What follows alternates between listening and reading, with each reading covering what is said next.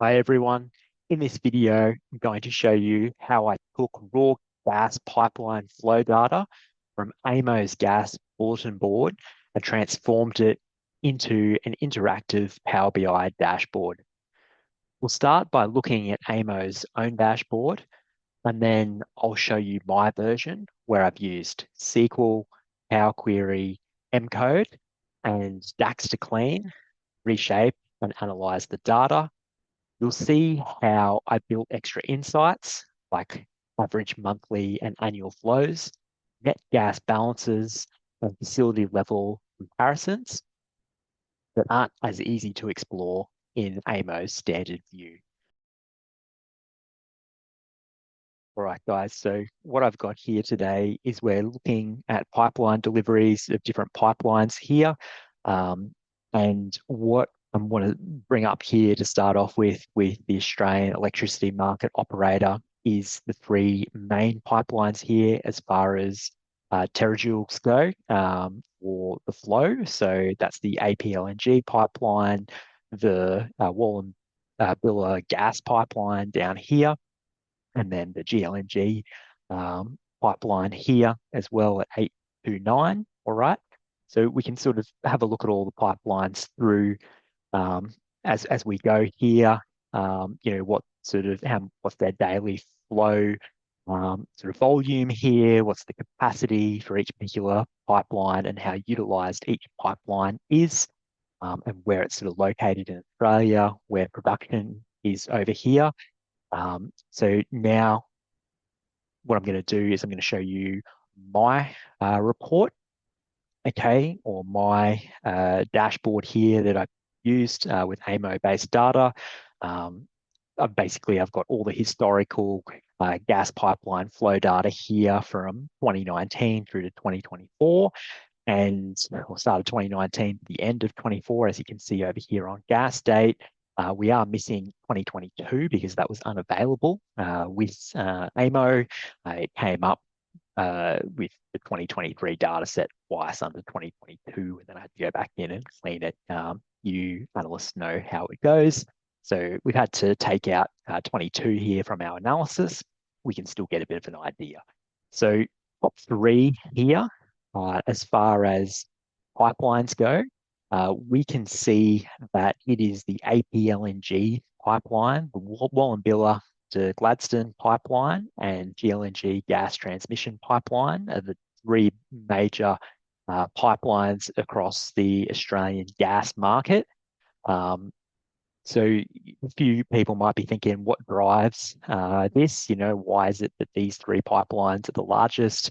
Well, that's to do with LNG uptake, export mechanics, industrial demand corridors, and system balancing.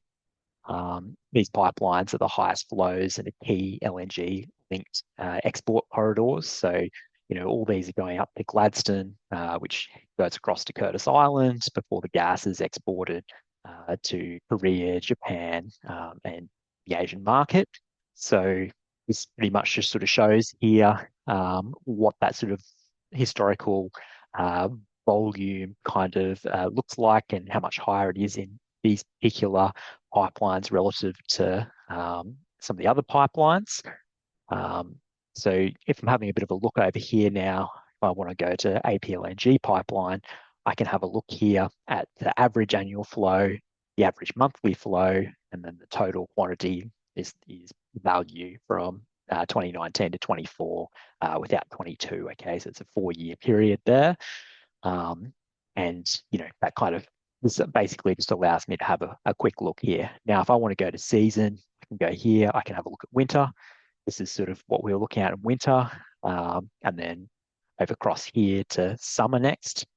Okay. So this is good to sort of uncover year-on-year trends. What type of net gas balance are these facilities holding? So that's this figure here. Okay, so the net gas balance is basically the supply gas minus the demand of gas. If the demand is higher than the supply, obviously the net gas balance is going to be at a negative here. So we can sort of see here that Wallumbilla to Gladstone pipeline across these years. Overall, it's in a bit of a negative here. And then GLNG gas transmission pipeline as well. Okay, so that sort of just tells you sort of how that works in the supply demand area. With this data set, you'll typically have receipt and you will have another, it's receipt and uh, another metric for it as well. Here we go. Receipt here for total supply, and then demand is the delivery. So the delivery of the flow is the demand, and then the receipt of the gas flow is the supply. All right. So that's sort of how that works. And if I come across over here now to, let's just say I want to have a look at just Queensland only, I can see that, total gas flow quantity across this period here is much higher than in the States. Okay, we don't have anything in WA, so I don't really know sort of what the production is like over there. But this is sort of where it sort of sits here. Um, Okay, another noteworthy sort of pipeline that I just want to point out here is the Eastern Gas Pipeline. This is a major interconnector between Gippsland, Victoria, and New South Wales. This is a critical artery for delivering more than half of New South Wales gas supply. Okay, and we can see the net gas balance here. We're not in the negative here based on this data, but it's still a bit kind of, it's not super high. Okay. Um, and to get this calculation here for net gas balance, as I previously mentioned, it's the total supply or the receipt minus the total demand, which is the delivery, okay, into the pipeline. And, if we want to calculate this into the total, domestic consumption of gas, 1,000 terajoules, which is what these measurements is in, equals 1 petrojoule. Australia's domestic consumption for gas. So, that's something that we could look into in other videos. Okay. So what I'm going to do now is I'm just going to go through this a little bit here. We are going to have a bit of a um, look at the supply next. Come back here. We'll go summer versus winter. Works there. If we move across the page now to total supply and demands, okay, by each particular pipeline, this is a good way to sort of look at also how it's sort of sitting in a scatter plot based format.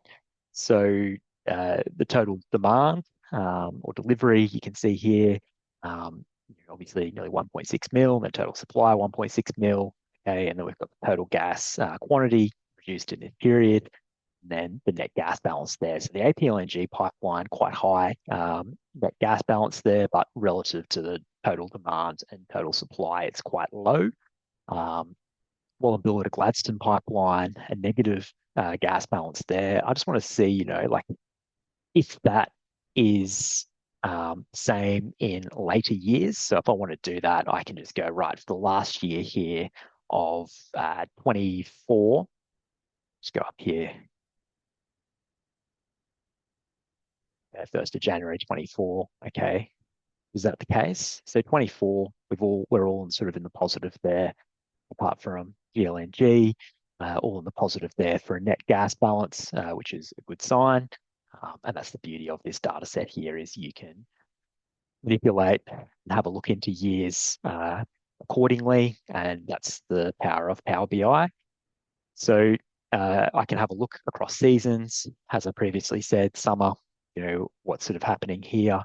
Okay, we've got positive, negative, negative. Okay, and then we can come down here and have a look at some of these other players, Southwest Queensland Pipeline. Okay, and so forth. If I want to go to winter, again, I can have a bit of a look here and sort of see, all right. And if I just want to like measure between summer and winter from, the average monthly flow, so 286.2 to, yeah, so slightly more as far as production, or a fair bit more there as production goes for for winter than summer, as you would expect. You know, hotter people using more gas and electricity to keep themselves warm, as one would expect. On the global market, I'm not too sure. I guess the people that, or the countries that Australia is trading with, would have similar winters and similar months, which could also increase that uh, demand for gas in that particular period. If I just want to have a look at Queensland next, I can sort of have a look and go, okay, well, what's sort of going on here? And I can have a look at some of the smaller players and how they sort of fare here. All right. And this is the good thing here, just to get a bit of a visual as to what's going on. Okay. So quite a big net gas balance there for Moomba to Sydney pipeline system. And these all open up questions as to why is that? And it's valuable to sort of, it shows you the direction on where to go and where to focus your attention um, accordingly. So last dashboard we're going to look at here is the total gas pipeline flow across Australia. Again, same thing. Okay, so the net gas balance by year here, this is just looking at the totals. We can see that it was negative here in 2019, and then negative here 22, 21. Okay, and then it went up in the positive again, 23 and 24, it got higher. So it's actually going up the net gas balance by a year. So for me, based on this data, I would probably say that, Australia is sort of getting on top of it all there. And total gas quantity by year, haven't produced as much gas here. So uh, that could be to do with we have to look at what's happening with long and short-term gas contracts to know sort of what's happened here. But, we've come down and then we've sort of started coming back up again here from 2020. So, COVID's hit. Then, we still haven't really hit that total gas quantity by year since pre-COVID over here. All right. Well, I can go in again. I can have a look here by location. All right. And, I can sort of see sort of what's happened there. So it's trended up there in Brisbane, Canberra. Can't really see that yet. Let's go Darwin. Okay, that's good. Gippsland. Okay, that's kind of the gas quantity by year has sort of gone down quite a lot there in Gippsland. But this is in Victoria, I'm pretty sure. But the net gas balance here looks like it's come back into the positive after being in the negative there for 4 years in this particular data set. And Melbourne, um, yeah, okay, it's pretty serious negative gas balance there for Melbourne. Okay, this is sort of addresses, I guess, energy security in Victoria to some degree. If we see the net gas balance being low, there's probably a correlation between that and energy, security within that particular region. Okay, um, and then total gas quantity by year. Obviously, that's 65 here, 49 here, relative to 144K. It's significantly dropped there. All right. Thanks for tuning in there today, guys, to run through that AEMO gas pipeline with me. And if you like these videos, comment in the comment section down below, and I'll look forward to catching you in the next video. Cheers, guys.